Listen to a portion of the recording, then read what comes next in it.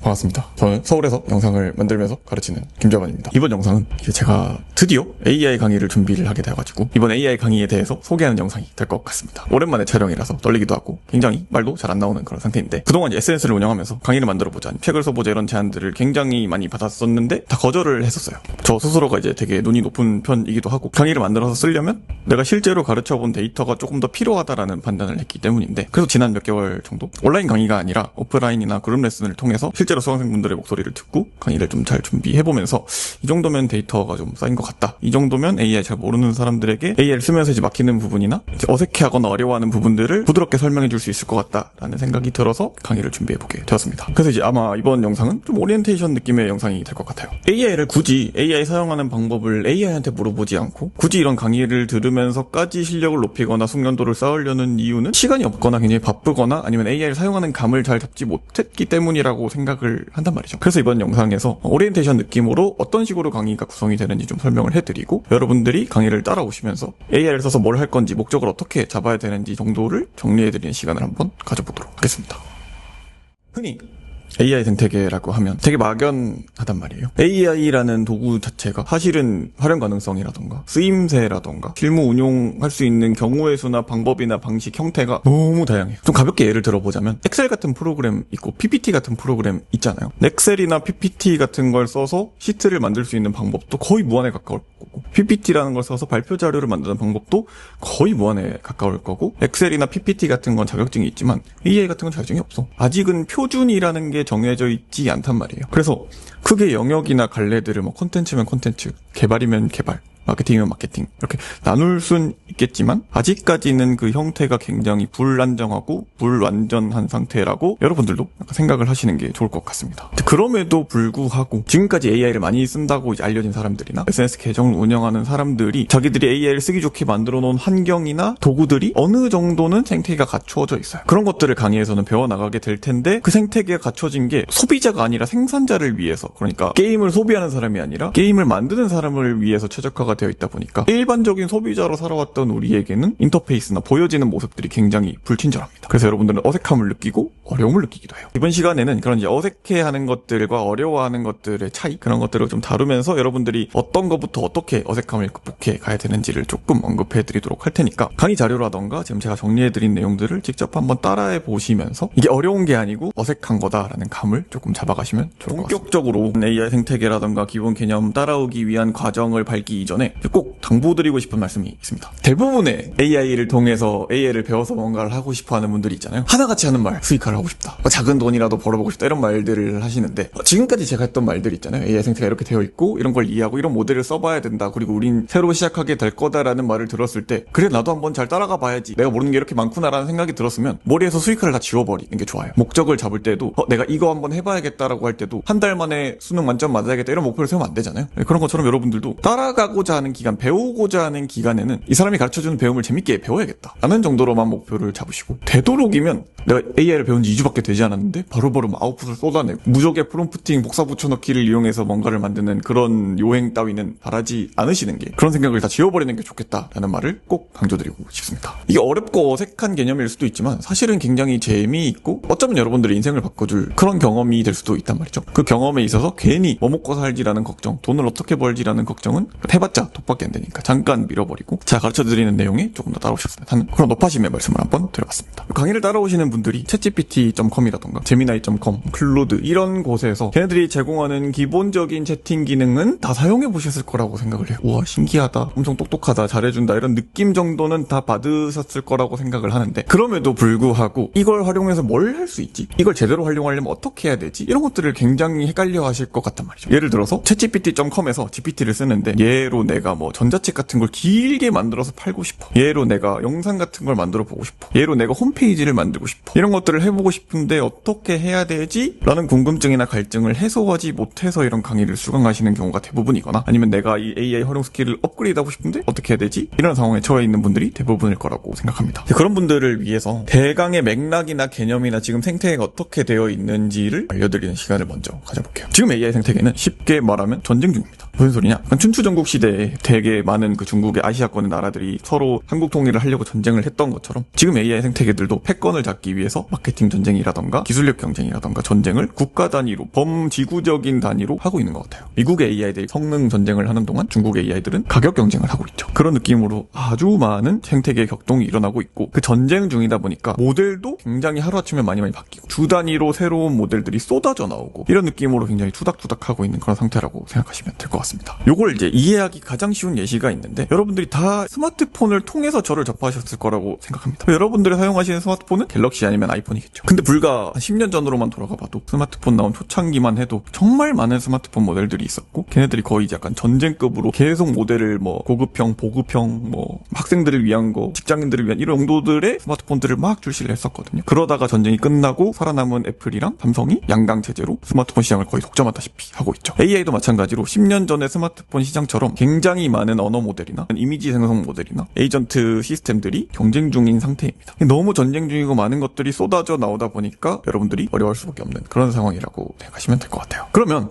이 전쟁 중의 혼란이라던가 쏟아져 나오는 모델이나 뽀모를 조장하는 뉴스들을 다 걷어버리면 어떻게 되냐? 크게 AI 생태계를 4가지 기준을 나누어서 이해할 수 있습니다. 첫 번째가 흔히 LLM이라고 많이 알려졌고 챗GPT, 클로드, 제미나이라고 이름 붙여진 대형 언어 모델 LLM 생태계가 있어요. 흔히 말하는 자연어, 텍스트 작업 같은 것들을 할 수 있는 AI 모델들이 하나의 시장을 차지하고 있고 두 번째가 생성형 AI 생태계가 있습니다. 대표적으로 미드저니, 나노바나나, 수노 뭐 이런 것들 음악이나 이미지나 영상을 만들 수 있는 AI 생태계도 따로 존재하고 있는 느낌입니다. 그리고 세 번째가 컴퓨터 프로그래밍이나 개발자 시장, 흔히 말하는 API를 섞어와서 홈페이지를 만든다던가 아니면 자동화 프로그램이나 자동화 구조를 만드는 것들 그런 느낌의 생태계나 시장이 또 형성이 되어 있고요. 마지막이 여러분들 많이 들어보셨을 것 같아요. AI 에이전트라고 불리는 클로드 코드라던가 코덱스라던가 그걸 활용해서 콘텐츠를 만들거나 내가 하는 어렵고 복잡한 일들을 능동적으로 AI가 하게끔 하는 그런 시장이 형성되어 있다라고 이해하시면 될 것 같습니다. 그래서 강의에서는 이런 4가지 생태계나 시장에 대해서 어느 정도 기본적인 개념들을 배워나가고 실제로 써보는 그런 시간을 가져보도록 할 텐데 그 이전에 이 강의를 따라오시는 분들이 저랑 배경 지식을 어느 정도는 맞출 필요가 있어요. 아까 말씀드렸듯이 AI 생태계가 지금 전쟁 중이라서 LLM이라는 언어 모델만 해도 종류가 몇백 개가 넘어가고 에이전트만 해도 종류가 몇십 개가 넘어가고 생성형 AI만 이미지 만드는 모델만 해도 몇십 개가 넘어가기 때문에 그런 것들을 여러분들이랑 저랑 배경 지식을 만들기 위해서 우리는 수업을 하면서 어떤 AI를 쓸 거고 어떤 모델을 쓸 건지를 좀 이야기하는 시간을 가져보도록 하겠습니다. 질문이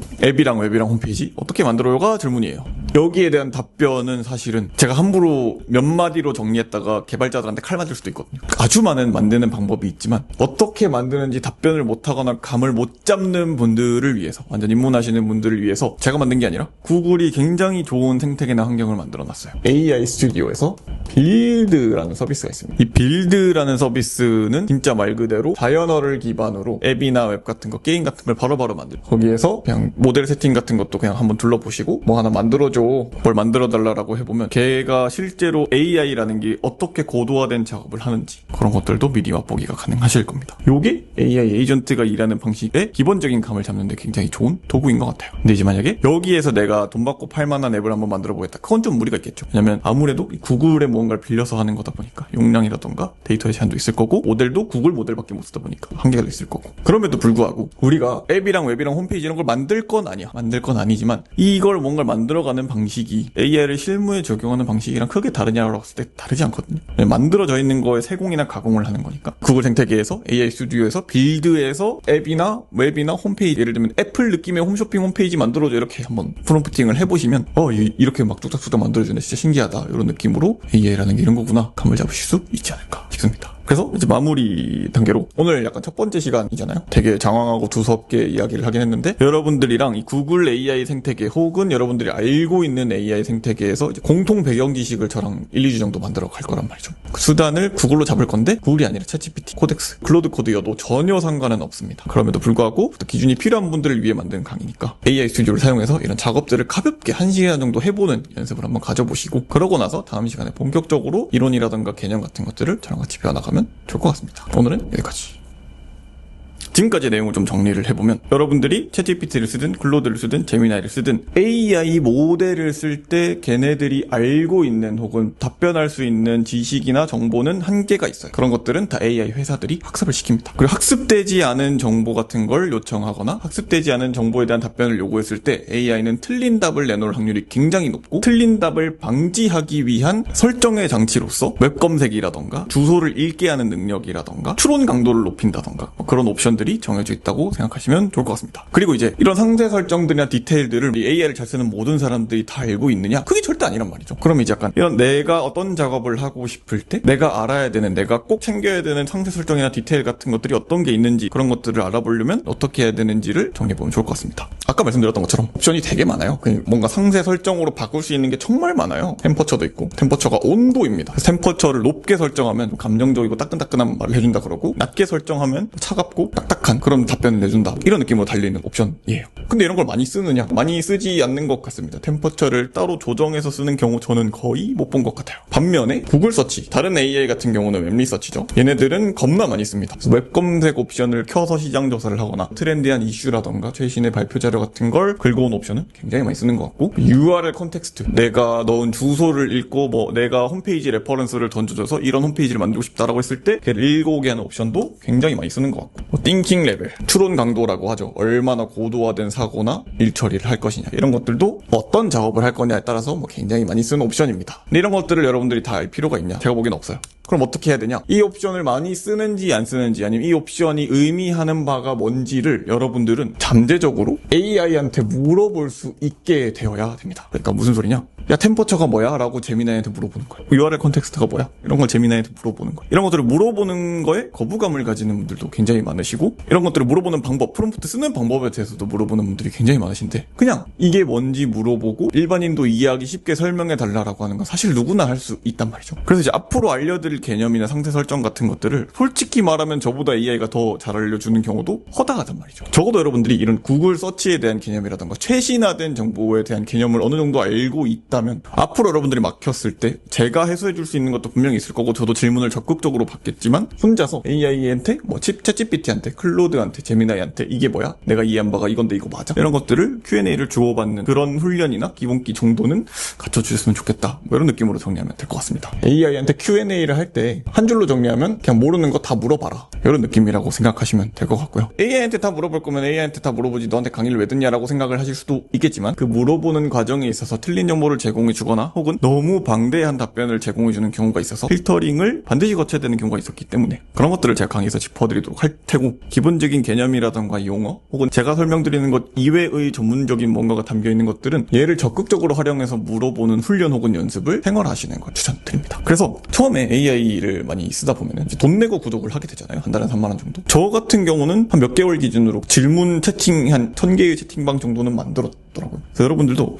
적극적으로 AI 스튜디오가 어느 정도는 무료로 쓸 수 있어요. 내가 만약에 리밋에 도달해서 결제를 더 하래, 그래서 약간 이용 한도가 초과되었다, 이런 메시지를 받으면은 그때부터는 내가 AI를 진짜 많이 쓰는 편이구나 라고 인지를 하고 한 달에 3만 원 정도 과금을 하면서까지 질문을 적극적으로 주고받고 이걸로 공부를 해나가시는 그런 습관을 들이시면 좋을 것 같습니다. 오늘 약간 숙제 아닌 숙제의 느낌으로는 이런 상세 설정이나 디테일들을 건드려 보면서 어떤 프롬프팅을 통해서 작업을 해보는 거, 그 정도로 마무리를 하면 될 것 같고, 내가 어떤 작업을 해야 될지 감을 못 잡겠다, 이걸로 뭘 할 수 있는지 모르겠다라고 혼란을 겪으시는 분들 같은 경우에는 HTML 혹은 블로그, 이런 텍스트 콘텐츠들 있죠. 어떤 주제로 블로그 콘텐츠를 써달라, 아니면 어떤 HTML 파일을 만들어 달라, 이런 느낌으로 제미나이한테 요청을 해보시면 좋지 않을까, 이렇게 마무리를 해보면 될 것 같습니다. 이 구글 생태계 아주 기본적인 맥락이에요. LLM을 사용하는 티키타카, 이미 잘하시는 분들은 하루면 할 수 있을 거고, 따라와야 되는 분들은 요거 하는데도 애를 많이 먹으실 거란 말이죠. 일단은 직접 한번 해보시면서 모르는 거, 헷갈리는 거, 감을 못 잡겠는 거, 여기에 이게 어디에 있는지 모르겠다, 이런 것들 제가 수강생분들이 자주 하시는 질문들도 정리를 해드릴 테니까 같이 한번 따라와 보시면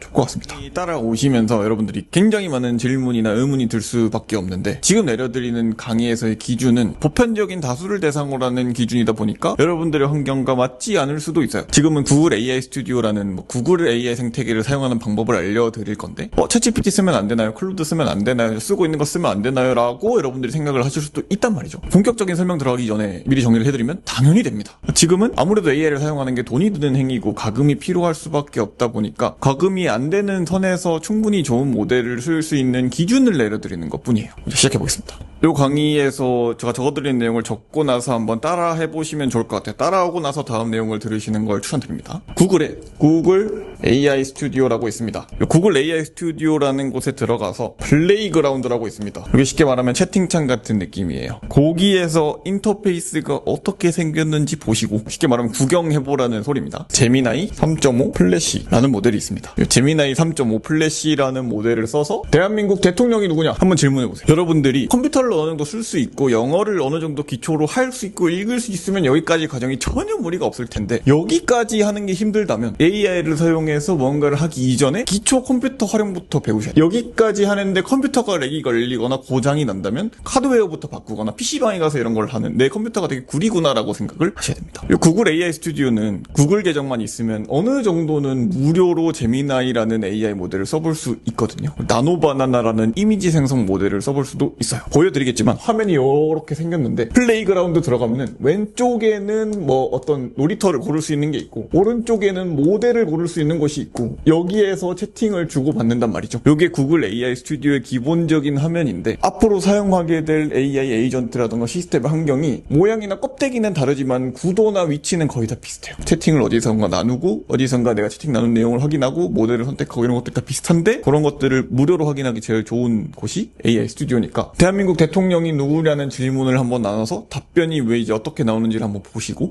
그러고 나서 다음 내용을 쭉쭉쭉 따라오시면 되게 재밌게 강의를 들으실 수 있을 것 같습니다. 지금 이제 2026년 7월을 기준으로 대한민국 대통령은 이재명 대통령이란 말이에요. 그럼에도 불구하고 누군가는 전 대통령이 지금 대통령이다라는 답변을 얻었을 거란 말이에요. 이게 왜 그럴지 그러고 이제 AI 생태계에서 기본적인 모델이 어떻게 세팅되어 있는지를 좀 알려드리고 여러분들한테 이 AI 스튜디오에서 AI를 잘 쓰려면 모델을 이렇게 써야 되는구나를 좀 알려드리고 숙제를 내드리고 마무리를 해보도록 하겠습니다. A 경우가 있고 B 경우가 있다라고 가정을 해보겠습니다. 여기 똑같은 질문으로 대통령을 물어봤고 대통령을 물어봤는데 여기는 이재명이라고 답변을 했고 여기는 윤석열이라고 답변을 했어요. 똑같은 3.5 모델을 썼고 3.5 모델을 썼습니다. 왜? 얘는 올바른 답변을 해줬고 얘는 틀린 답변을 해줬을까요? 정치 성역 때문일까? 그건 아니잖아. AI가 결국에는 자기가 알고 있는 정보, 자기가 학습한 정보를 뱉어주는 역할을 하는데 지금 대한민국 대통령이 언제까지인지 학습되어 있는 게 AI 모델들은 대부분 1년 이전의 정보, 1년 정도 이전의 정보를 기준으로 합니다. 어디까지의 정보를 다루고 있다라는 기준을 지식의 컷오프가 있다 그래요. 그래서 작년 8월까지 2025년 8월까지의 정보를 알고 있는 AI 모델이다라고 하면은 컷오프가 2025년 8월이다라고 이해하시면 될 것 같습니다.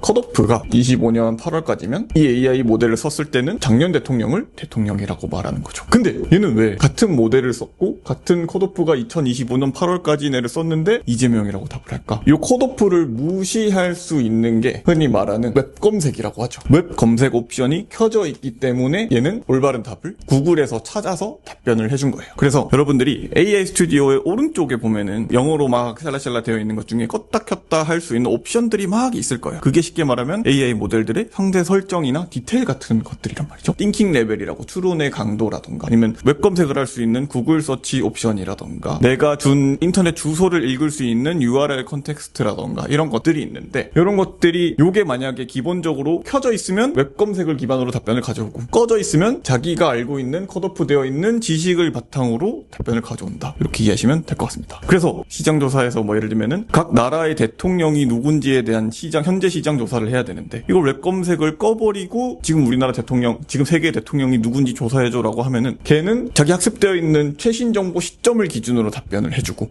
웹 검색을 키게 되면 지금 구글에 어떤 올라와 있는 최신화되어 있는 인터넷 정보를 바탕으로 대통령을 찾아봐 준다라고 이해하시면 될 것 같습니다. 그래서 지금은 웹 검색을 기준으로 설명을 드렸는데 이게 웹 검색도 있을 거고 URL 컨텍스트도 있을 거고 띵킹 레벨도 있을 거고 템퍼처 같은 것도 있을 거예요. 기본적으로 내가 AI나 LLM을 잘 쓰려면 제미나이나 챗GPT나 클로드를 잘 쓰려면 내가 어떻게 명령을 하는지 프롬프트를 어떻게 치는지 그것도 물론 중요하지만 그것보다 이 상세 설정에 따라서 결과가 이렇게 달라질 수 있고 이 상세 설정들이 의미하는 바가 이런 것들이구나 이런 걸 이해하고 있어야 AI를 더 잘 쓰고 효과적으로 아웃풋을 낼 수 있다 이런 느낌으로 이해하시면 될 것 같습니다. 그래서 여담이지만 나중에 우리가 에이전트를 쓰게 되면은 시장 조사를 뭐 100개 쉽게 1000개 단위로 하거나 아니면 매 1시간마다 시장 조사를 해오게 시키거나 이런 것들을 배우게 될 거란 말이에요. 근데 그 이전에 AI 스튜디오나 LLM 환경에서 이런 웹 검색 같은 걸 할 수 없으면 이제 거기에서 AI 에이전트를 썼을 때 대량으로 가져오는 결과물들을 믿기 힘들거나 어떤 기준으로 자료를 조사해 왔는지를 확인할 수 없는 그런 상태가 될 수 있다. 그런 위험이 있다. 이런 것들도 이해해 두시면 좋을 것 같습니다.